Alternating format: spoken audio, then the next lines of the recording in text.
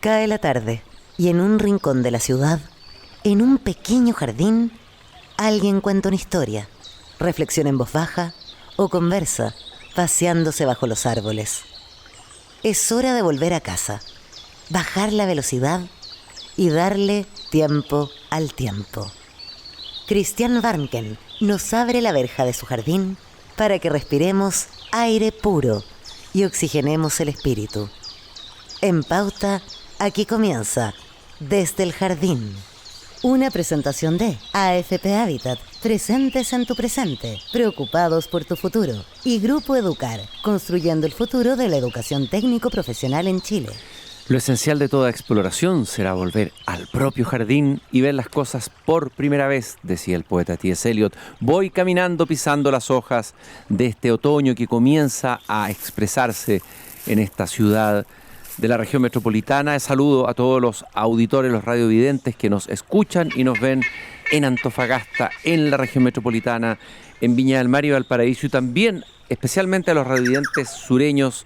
Ahí está el Chucao, muy contento porque dije radiovidentes sureños, desde Temuco al austral Punta Arenas. Hoy día es viernes 10 de abril. No, hasta los pájaros están contentos que haya terminado la semana. Hoy día fallecía en el año 1954 Auguste Lumière, quien con su hermano inventaron el cinematógrafo. Ni más ni menos, no tuvieron conciencia estos hermanos de que este invento iba a tener una proyección en el tiempo formidable, aunque algunos digan que el cine está pasando malos momentos, en el sentido de que hoy día son las plataformas las que han absorbido el ritual tan propio del cine, que es entrar a una sala oscura, encontrarse con otros en ese ritual y ver proyectada la película. Sin embargo, el cine sigue movilizando la imaginación, el imaginario de millones en el mundo. Bueno, esta primera proyección pública fue el 28 del 12 de 1895. La película cortísima se llamaba La salida de la fábrica Lumière. Estos señores hicieron 1500 películas cortísimas, cortos, de 50 segundos, filmando fundamentalmente la vida cotidiana. Y como les dije, consideraron que este cine era una invención que no tenía tanto futuro y se dedicaron a otras cosas, pero no al cine. Sin embargo, ellos fueron los que abrieron la puerta de esta magia que todavía nos cautiva. Y por eso que estoy muy contento este día viernes, porque ha venido a visitarme y está sentado ahí. Ahí viene caminando, se escuchan sus pasos lentamente.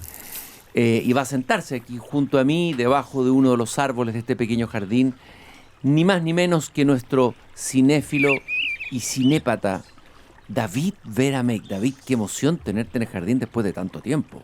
Después de un tiempo, ¿de hace cuántas pandemias atrás? Como en la Edad Media fue la última vez que conversamos, sí, en la época de Boccaccio. Ahí parece que hicimos un programa, pero no había radio. Bueno, David Vera Meik, entre otras cosas, lanzó el año pasado, y eso no lo hablamos, vamos a tener que hacer un programa especial, un libro que se llama Entradas al Cine, editado por la editorial Universitaria, que incluye sus artículos escritos durante 15 años de crítica, de reflexión sobre motivos recurrentes del cine, etc. Muy interesante. Me voy a leer tu libro, me lo trajiste, aquí está nuevecito, y vamos a tener que dedicarle un programa a este libro, Entradas al Cine. Nosotros vamos a hacer una entrada a lo invisible, porque me mandaste en el WhatsApp, a propósito de las películas de las que vamos a comentar hoy día, día viernes, día perfecto para hablar de cine y de película, que lo esencial es invisible, pero filmable. Que puede parecer una paradoja, cómo lo invisible puede ser filmado, ¿no? A propósito de la afirmación del libro El Principito de Saint-Exupéry, lo esencial es invisible a los ojos. Bueno, vamos a hablar de las películas que estuvieron en esa competencia o ese certamen internacional que se llama Oscar, también muy discutido por algunos, pero que sin embargo igual todos nos ponemos a mirar y queremos saber quién fue el que ganó. Algunos apuestan por una película a otra, y tenemos 5 películas que tú quieres comentar hoy día en la tarde, David, Y quiero que partamos con la primera, pero para eso tenemos que afinar el oído. Y en mi tocadisco ochentero voy a poner este tema. Inmediatamente uno piensa, obviamente, en Neil Diamond. Yo me remito a mi juventud. Tenía un tocadisco y escuchaba a Cat Stevens y escuchaba desde luego Neil Diamond. Pero no es Neil Diamond el que está cantando este tema. Es un imitador de Neil Diamond. Y ahí le vamos a dar el pase a David para que nos cuente esta película que a mí me encantó. Song Blue. Le encontré una película encantadora. En todo sentido, David.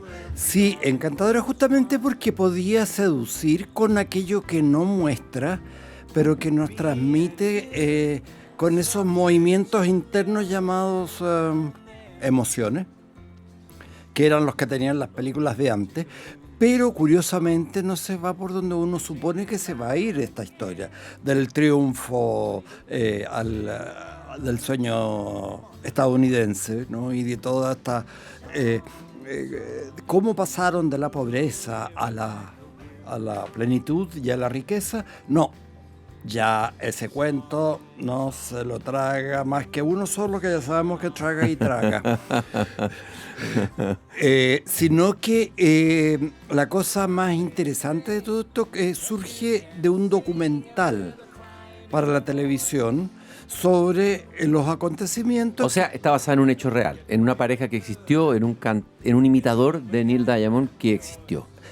Y sobre todo el personaje de ella, que lo interpreta Kate Hudson, que dicho sea de paso, ¿se acuerdan de la Goldie Hawn? Esa que parecía un piolín, un poco absurda, divertida, qué sé yo. Esta es la hija, y es una... ¿Qué hija, Dios santo? Una mujer vulgar, aparentemente sexy, pero que no llega hasta más allá de una segunda mirada, y de repente comienza a hacer crecer este personaje que parece ser el principio de incertidumbre puesto en movimiento y además cantando. Desde luego, y es una historia muy conmovedora que uno podría decir va a caer en, digamos, en el cliché, en lo cursi, pero sin embargo, efectivamente se sostiene en las emociones. Y es mucho más de lo que uno... O sea, la película va creciendo, tengo la sensación yo cuando uno la va viendo, desde el momento que parte. No sé si te pasó lo mismo. Y ese final... El final es impresionante. Pero sobre todo quedé patuleco viendo a esta actriz que era una cantante más o menos divertida, que aparece haciendo personajes más o menos gruesos, pero que de repente comienza a tener una vida interior que la cámara solamente es capaz de registrar durante segundos, durante tiempo encapsulado, y que es muy, muy, muy auténtico y muy dolido, ¿no? Esta cosa de soñar y después cumplir el sueño y después, a punto de llegar a la cima, viene la catástrofe. ¿Y qué hace uno? No, yo me voy para mi casa. Pero ella no. No, hay una cuestión ahí de reivindicación también de lo femenino y de la necesidad de que lo imaginario sea más potente que lo visible. Que la realidad. Claro. Claro, que ilumine la realidad, que levante la realidad. Ahora, es una película que uno podría decir una película muy livianita, pero yo creo que es una película muy bien lograda. El director me sorprende, no sé mucho este director, no sé. Yo tampoco, yo sé que es un realizador de televisión que ha hecho biografías y musicales para televisión, pero más o menos convencionales. Solo que aquí, entre la historia que cuesta creerla si se la cuentan a uno así como así nomás. Y segundo, los intérpretes. Y tercero, la necesidad de mantener una distancia con respecto al pie de la letra de la historia, va haciendo crecer esto y lo transforma en mansa película. Sería bueno que resumieras, sin spoilear el final, ¿qué cuenta la película? ¿Cuál es la historia que cuenta? La historia es de una pareja de imitadores de cantantes famosos, pero que se conocen, se ayudan, y una vez que se ayudan y están en plenitud, viene la calamidad en forma incidental, como las que ve uno en los matinales todos los días. Y el azar. El azar. El azar que te golpea, ¿no es cierto? Claro. En cualquier parte, en cualquier esquina. Pero el azar no se queda tranquilo y dice, voy a... 2 veces le voy a golpear, por lo menos. No hay primera sin segunda. Claro, claro. Y eso es lo extraordinario, ¿no? Y estos podrían ser personajes patéticos, ¿no es cierto? Pero Claro, sin embargo, son- los convierte en personajes queribles, entrañables, admirables incluso, en un cierto sentido, ¿no? Heroicos justamente porque no aspiran a la heroicidad épica, sino a la ética. Quizás esta película es una buena escuela para aquellos que tienen de repente quieren hacer cine y tienen demasiadas tesis en la cabeza. ¿Qué es lo que significa a veces hacer buen cine que toma temas humanos, que releva temas importantes, pero lo hace sin pretensión, no sé cómo decirlo, ¿no? Es porque hay que pasar primero una aspiradora sobre todo las pelusas ideológicas que nos entrañan, nos dificultan la circulación de esos movimientos internos llamados emociones. Emociones. Lo invisible que queda aquí filmado en esta magnífica película que recomendamos vivamente, que recomiendo vivamente, Song Blue. Para los que les gusta Neil Diamond van a llorar. Es decir, a quien escuchó Neil Diamond hace décadas atrás, obviamente que va a llorar en la película. De aquí nos vamos a trasladar al mundo nórdico, que uno diría un mundo frío, que no tiene mucho que entregar emociones, ni invisible, ni nada. Y nos vamos a una película, vamos a escuchar la música de esa película. Y además alguien me comentó que había visto en Suecia a él hacer el Rey Lear en el Dramaten de Estocolmo, que dicen que a la gente lo sacaban en camilla. ¿No? Ya el Rey Lear leerlo para salir en camilla, pero Claro. con una actuación, imagínate. Pero ya. con ese actor. Ya. Pero el verdadero descubrimiento de esta película viene de la película anterior del mismo director, Joachim Trier, que se llama La peor persona del mundo. Y uno dice, esto no lo voy a ver ni por nada, se nota muy autocomplaciente. Lo es. Pero la actriz es extraordinaria. Renate Reinsve también está actriz de teatro, viene también de la mejor academia y de la mejor tradición del teatro noruego, que comenzó el teatro noruego en 1879 en la tarde con el estreno de Casa de Muñecas, que dejó la grande. De Ibsen, ¿no? De Ibsen. ¿Qué dejó la grande esa obra de teatro? ¿No? Hasta el día de hoy Hasta el día de todavía. hoy deja la grande, sí. Y entonces, claro, el personaje, que es un personaje pequeño, un individuo que anda perdido en una multitud de posibilidades, que son todas las que da la sociedad en donde no hay problemas sociales acuciosos. Uno de los problemas de Noruega es quizás la falta de problemas. Exactamente. Y en Suecia también. El Estado que funciona, el Estado de bienestar llevado al máximo, donde hay una cantidad de suicidios, depresión Claro. y soledad, ¿no? Exacto. Una vez me dijo un amigo exiliado, estábamos en Estocolmo, me dice, mira, en 2 estaciones más allá lograron fotografiar el año 55 al último pobre sueco. Lo pillaron y lo alcanzaron a sacar una foto. Así que por eso se llama así. Hay un documental sobre Suecia que es bien tremendo, no recuerdo el nombre del documental, pero muestra una sociedad, uno idealiza esta sociedad, la está mirando como la sociedad a que queremos Claro. ser esos países, pero tienen sus problemas adentro y caramba, tienen buen teatro, tienen buen cine y también tienen buena literatura. Mal que mal, John Fosse acaba de ganar el premio Nobel, está el Carl von Ausgard, que no se pronuncia bien su apellido, otro escritor que está muy en boga, y en fin, hay varios escritores interesantes en Noruega. Pero Faltaba el cine nomás. faltaba el cine. Valor sentimental. A ver, ¿de qué trata la película? ¿A dónde nos lleva? De la incertidumbre de una actriz llamada Nora, igual que el personaje de Casa de Muñecas, que no se atreve a salir al escenario porque tiene vacíos que no ha solucionado. Y viene el padre, al que no ve hace mucho tiempo, que es un cineasta famoso, Stellan Skarsgård, que viene a hacer una película con ella. Y ella dice, no, tú fuiste un mal padre, y por supuesto apuntar con el dedo a los malos padres y al macho primordial que se fue y se realizó su obra creativa y qué sé yo, y me dejaste aquí hecha un queso gruyère. Pero ella no quiere enfrentar eso. Y el drama, si es que se puede hablar de drama, es, bueno, entonces no, le dice él. igual que una Ajá. sociedad que tiene la posibilidad de decir, entonces no. Entonces ella empieza a decir, ¿y por qué no? ¿Y si lo hiciera? Y aparece una actriz hollywoodense, Elle Fanning, que está muy, muy, muy bien para hacer el rol que ella ha rechazado, o sea, el de ella misma en la película del padre.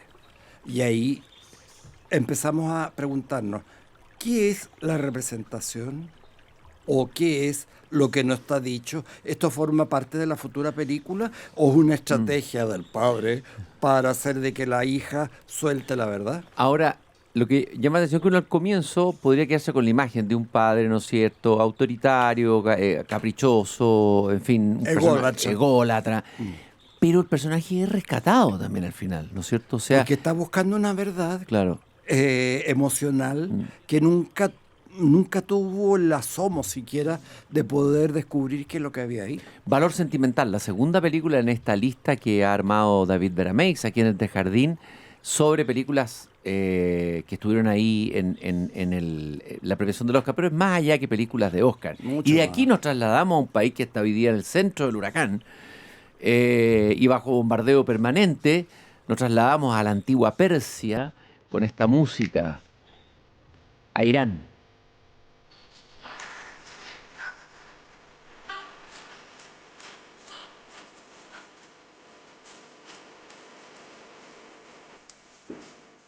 El cine iraní ha dado que hablar, tiene, yo creo, varios directores interesantes que mostrar, importantes, a pesar de que se supone que la imagen en el mundo islámico es castigada y no se puede ver. Sin embargo, tenemos unos cineastas que han hecho un cine magnífico. Y aquí tenemos la película Fue solo un accidente, una película no sé si coproducción o producción francesa, iraní-francesa, pero con director iraní, Jafar Panahi. Háblanos de él y háblanos de la película, David.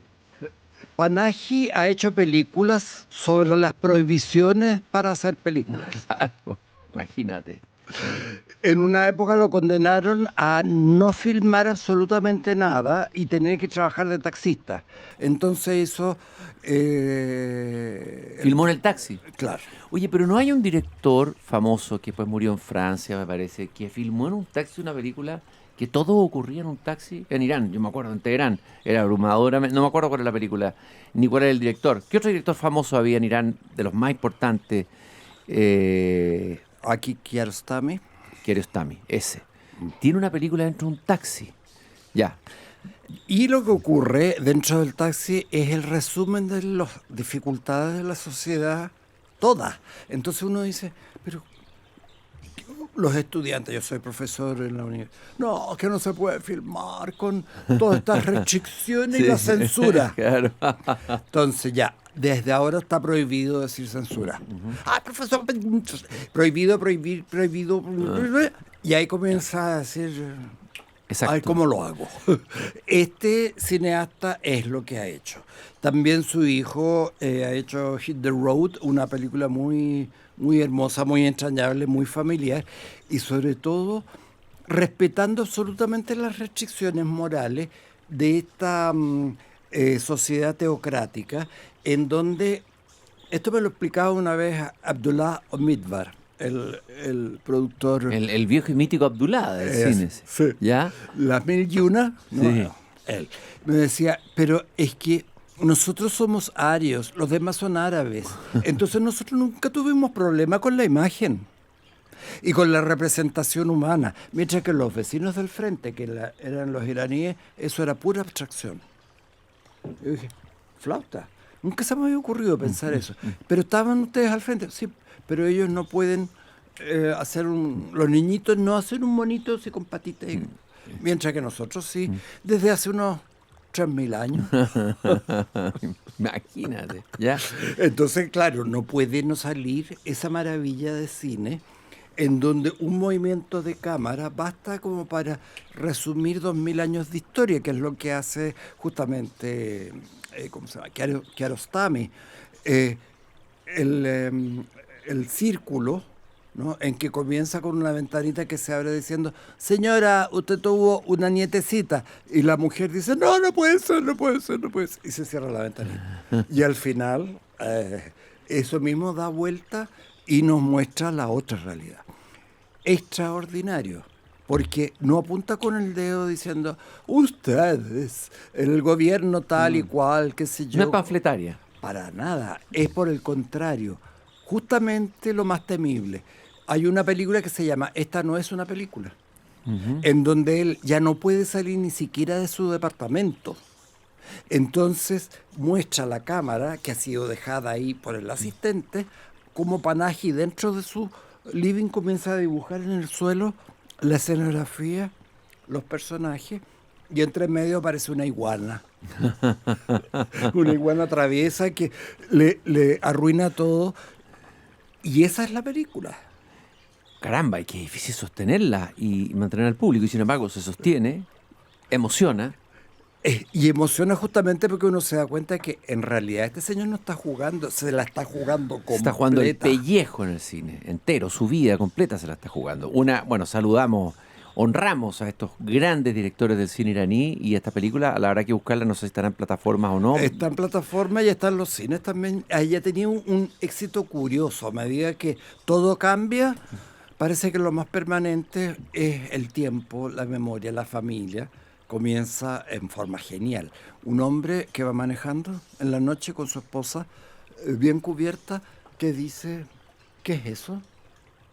Hay algo que sucede y que no vemos, y de repente atrás aparece la niñita que es traviesa, quiere escuchar música y que, por favor, hazle cariño a mi peluche, qué sé yo, y el padre choca con algo en la mitad de la noche. Qué interesante. Qué buena manera de entrar en Irán sin discurso, sino que a través de la mirada de un artista, de un cineasta.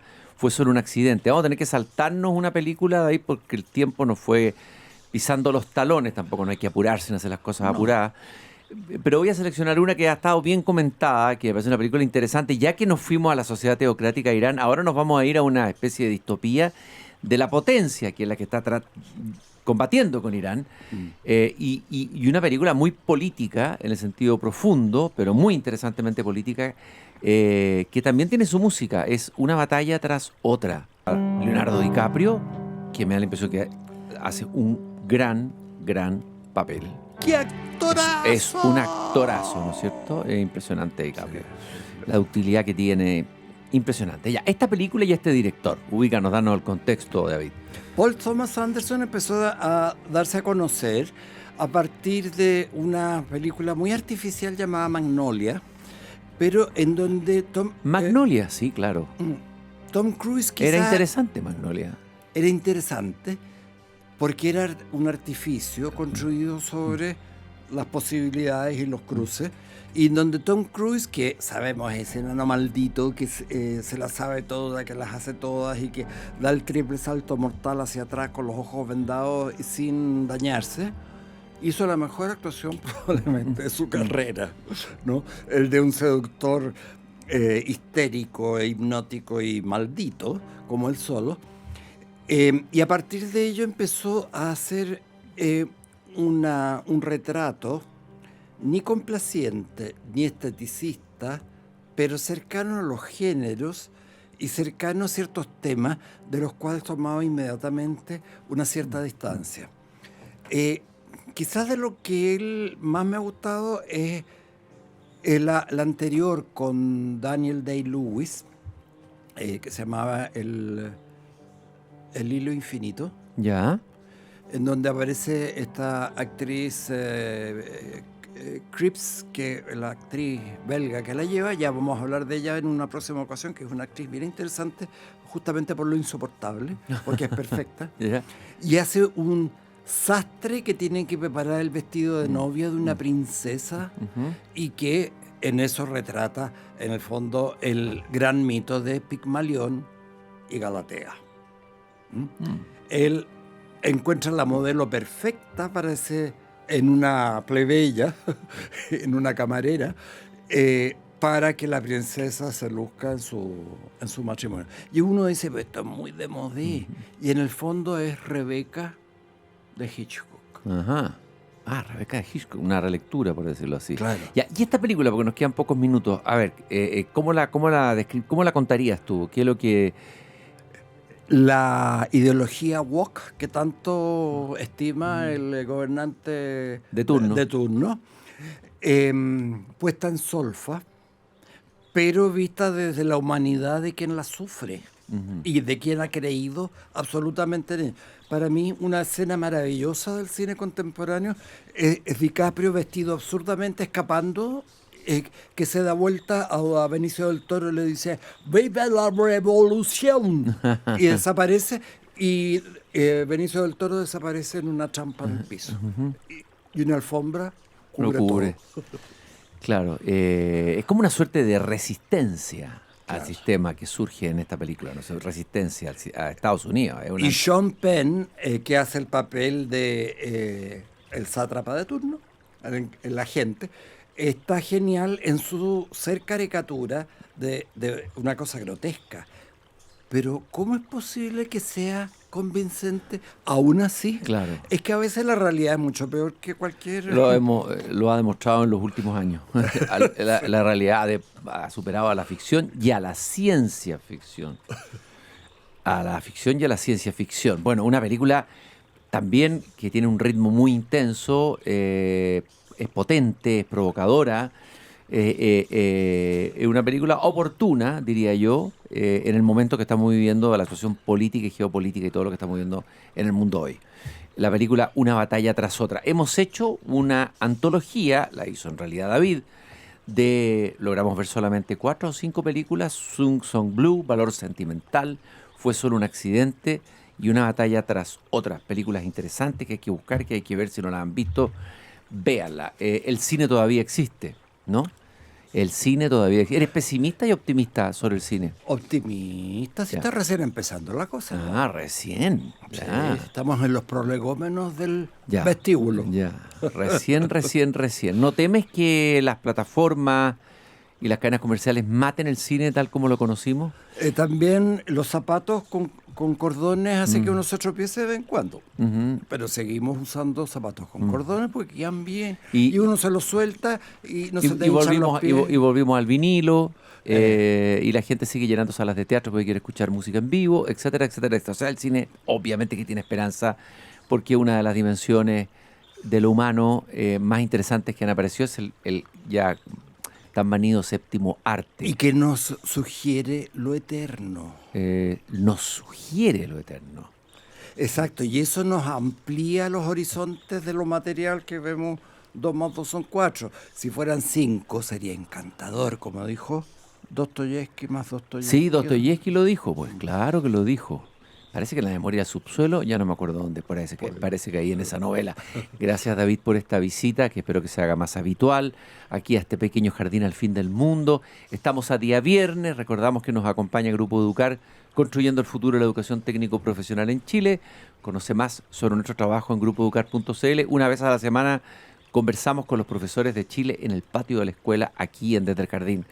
Revive la cuenta pública 2025 de AFP Habitat, conoce su gestión en pensiones, rentabilidad e inversiones en afphabitat.cl. Hay algunos radiovidentes que me han escrito muy amorosamente preguntándome por el taller que yo hago de poesía.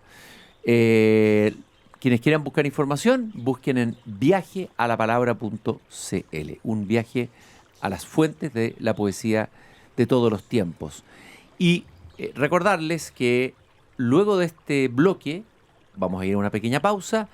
Hoy día se estrena el capítulo del podcast Tu Hipócrita Lector, que se estrena todos los viernes a las 7:30 de la tarde. Tenemos un interesantísimo invitado, lector y también cinéfilo, en Tu Hipócrita Lector, en pocos minutos más. Gracias, David. Queridos radiovidentes, seguimos en Tu Hipócrita Lector, pero nos encontramos en el jardín el día lunes a las 7 de la tarde aquí en Pauta. Gracias por haberme acompañado. Es hora de cerrar la verja de madera del jardín, pero Christian Vanken la volverá a abrir de lunes a viernes a las 19 horas en Radio Pauta, cuando comience de nuevo Desde el Jardín. Una presentación de AFP Habitat, presentes en tu presente, preocupados por tu futuro. Y Grupo Educar, construyendo el futuro de la educación técnico-profesional en Chile.